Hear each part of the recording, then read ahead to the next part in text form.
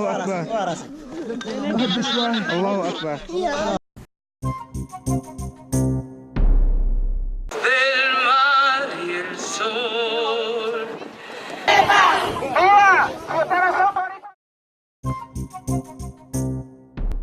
Hello, my name is Stanley Heller. Welcome to The Struggle. The Struggle is shown on over 30 cable stations from Vermont to New York City, on the internet at thestruggle.org. Syria is not much in the corporate news these days, but the slaughter still goes on. Assad, Russia, and Iran are bombing and besieging, especially in Idlib and eastern Ghouta.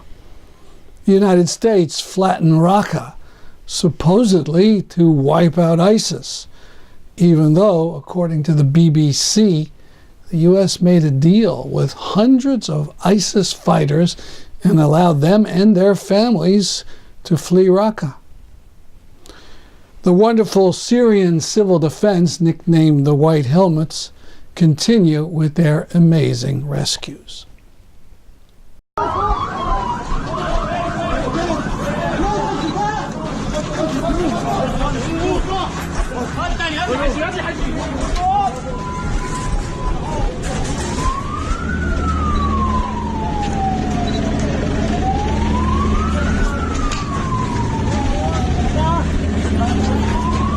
استحضر الله اكبر. مين دوما 16 11 2017 سفيراجات صواريخ على المدينه. الله اكبر. اطلع اطلع اطلع. يلا من هون اختي، من هون عمو، من هون تعي. يلا تعي. فهد معي هون. تعي. ما فيك شيء عمو، ما فيك شيء، لا تخاف. ما فيك شيء عمو، ما فيك شيء، الحمد لله.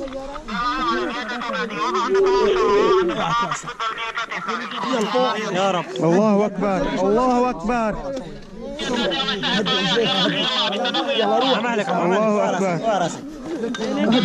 الله اكبر. الله اكبر.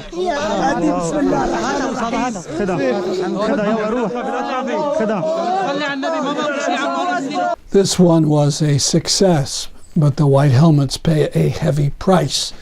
In mid-November, 3 White Helmets were killed along with 6 children after a double tap.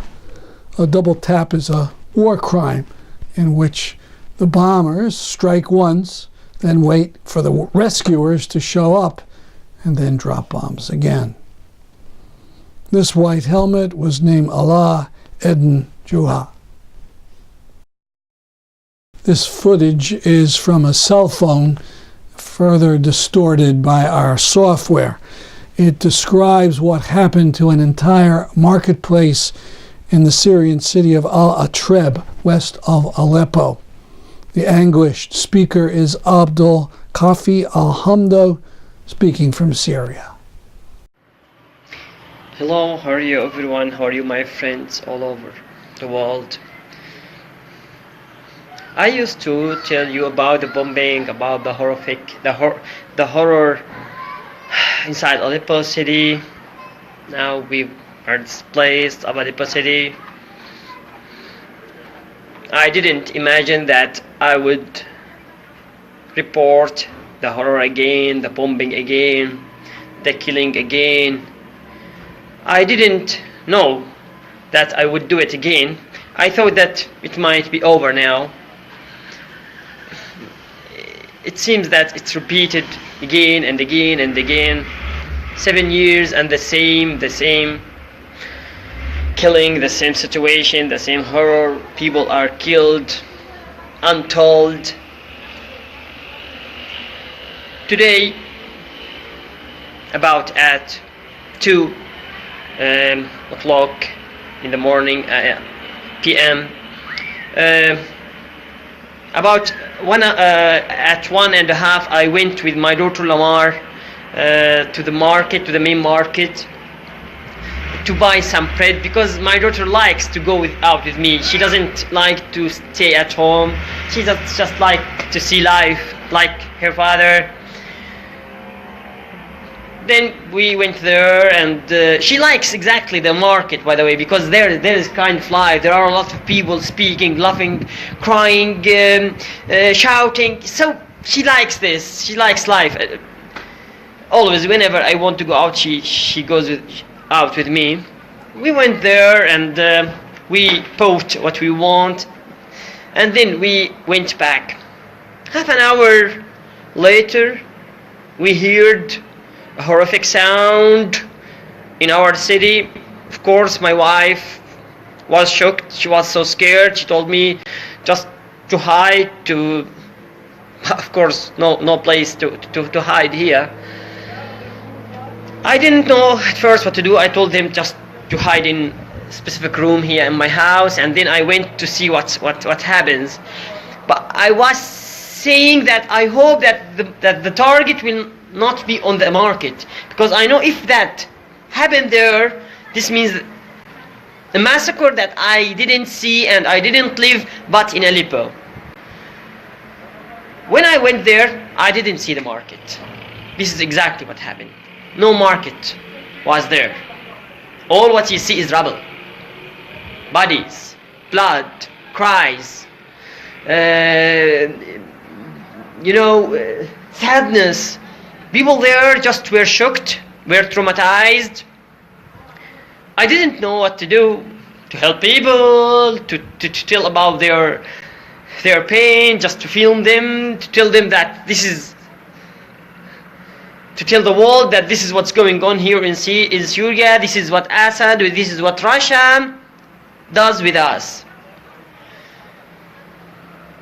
I couldn't stand stand there for a long time, because you see that some bodies, some organs, some people who lost some of their bodies lying, some of them are half covered under the rubble. People came running, asking about their family members, their relatives, their sons, their fathers, their mothers. Women, children are just running, crying about their relatives who are there, who are under the rubble. Just to see hills of rubble, and you cannot help those people who are under this rubble. Of course, that place in general, it's a wide street. In general, I can't pass with my motorbike this street. I should pass walking, because it's so crowded. Just imagine that the main market in your city, in the time that that people are in the market, and you just that this place is exterminated at all. I mean, there is nothing left. Just imagine this in your city. This is what happened in my town here. My town here is considered, Al-Atarib is considered the biggest town in the western countryside of Aleppo. It's the most crowded city, and the most crowded area in the city was destroyed today in the afternoon. Sure, the life that I saw, the life that I was happy that my daughter was seeing there, I will not see it again. Because all what I will remember is death, is cries that just till now people are helping. By the way, even when we are there trying to help some people, planes come once and twice. People are running everywhere, go here and there, because they are afraid, because the massacre would be doubled twice and thrice. While I was filming there, someone came and told me, of course he was fighting, not just speaking to me, he was fighting with me. He telling me, what are you doing? Just shut out your mobile. I told him, I want to tell the world what's going on. He told me, no, don't do that. Because 7 years we are doing this and nothing happened, but you are showing our pain, you are showing our blood, you are showing our cries. We've been expressing our disgust against Congress for allowing the Saudi-U.S. war against Yemen to go on and on. Here's a piece I wrote about it for the magazine New Politics. The title is self-explanatory, It says the House resolution on Yemen is a stinker. Or put another way, Congress notes coming Yemen famine and goes home to celebrate a Thanksgiving feast.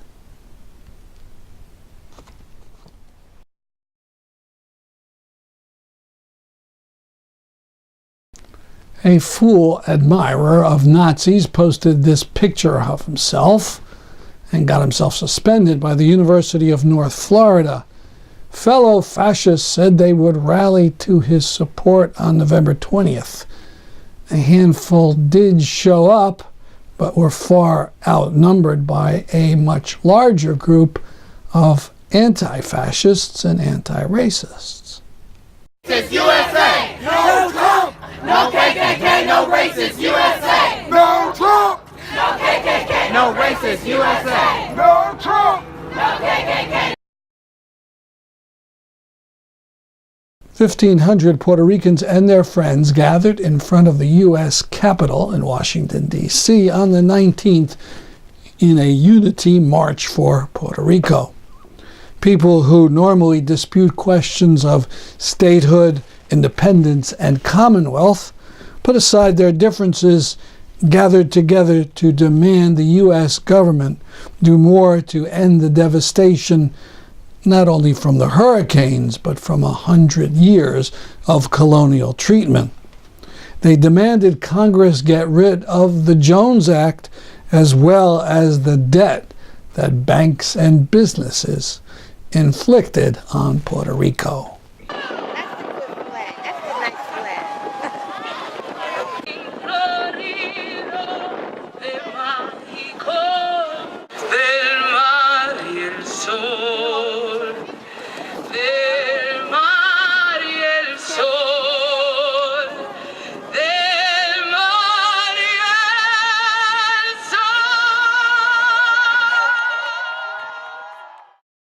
Second-class citizen.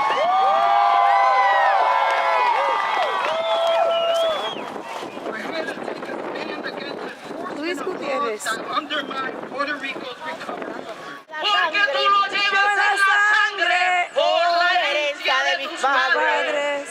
Y con orgullo repito, yo te quiero, Puerto Rico, yo te quiero, Puerto Rico.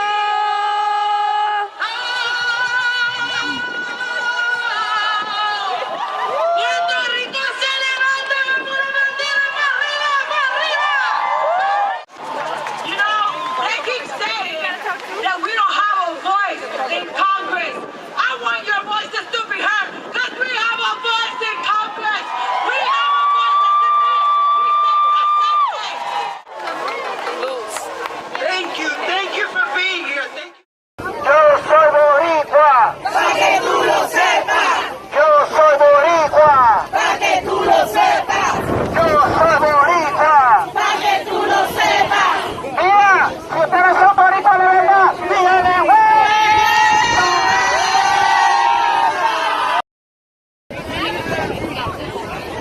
Qué bonita bandera, la bandera puertorriqueña. Más bonita sería. Our videographer was Milly Guzman from the Western Massachusetts Boricuas for the Liberation of Puerto Rico. A few days before the rally, I had interviewed her about a recent trip to Cuba and asked her what her family back in Puerto Rico had told her about conditions there. Here's a section of our talk. Let's talk about Puerto Rico a little bit. First, were you born here or in Puerto Rico? I was born here, and then when I was a teenager, we moved to Puerto Rico, and then I came back when I was 16. What part of Puerto Rico is your family from? Utuado, Puerto Rico. And where is that?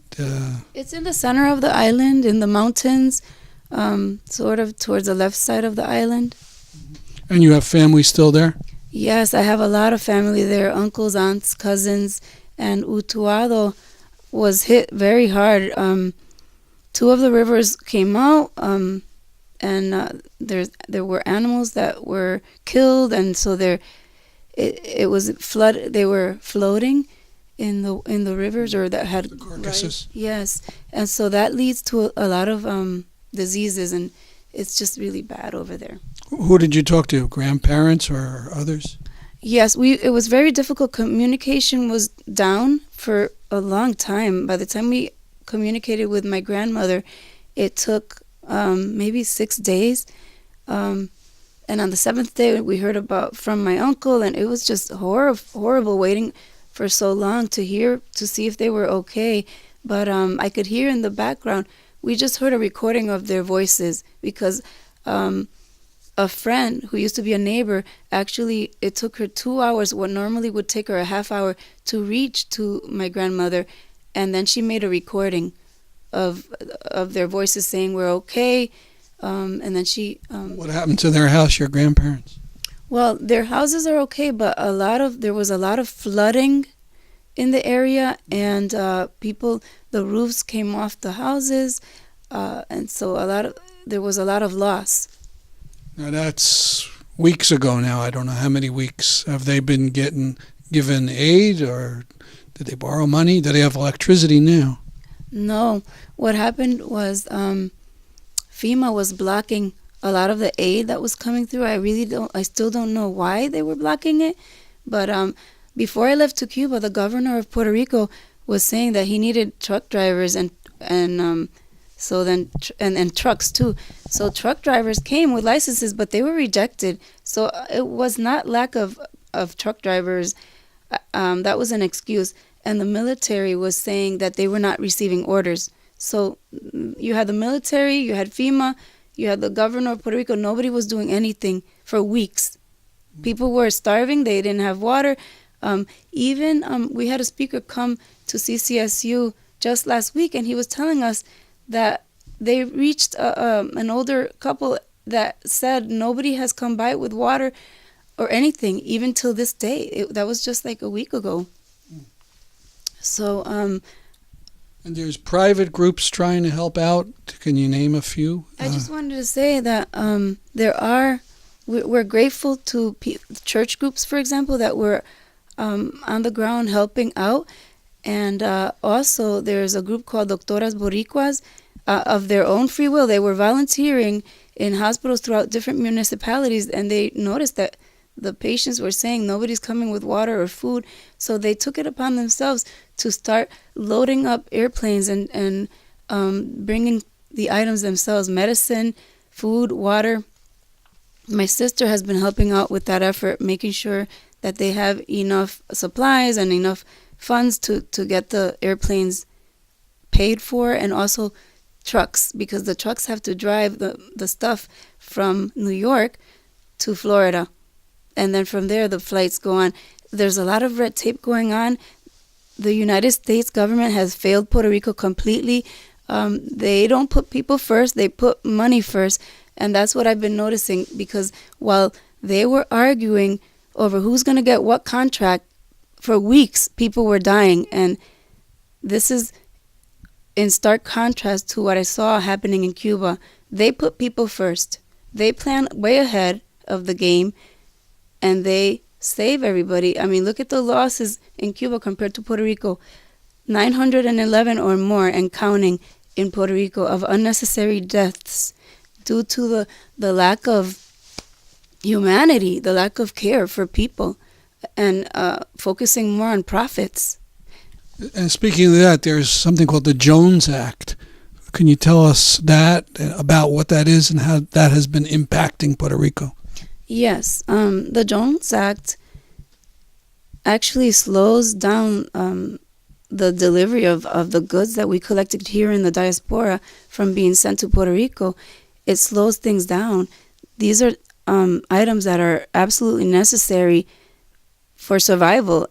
This Jones Act is an old colonial law from 1920 that basically forces Puerto Rico to send any ships that have imported goods heading to the island have to turn around and go to Florida, empty out their contents of the imported goods onto American flagged ships to then deliver the goods to Puerto Rico.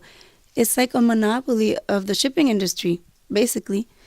And it's all on the backs of Puerto Ricans, because the fees that get added on from these shipping transfers like this, they end up on the cost of the items that the Puerto Rican people receive. So a gallon of milk will cost $5, for example.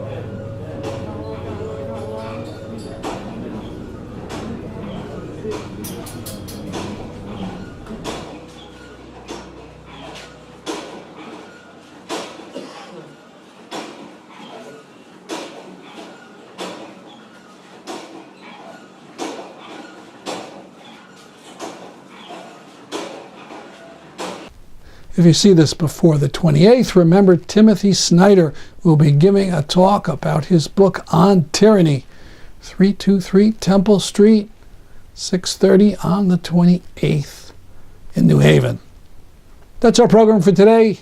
I'm Stanley Heller for The Struggle.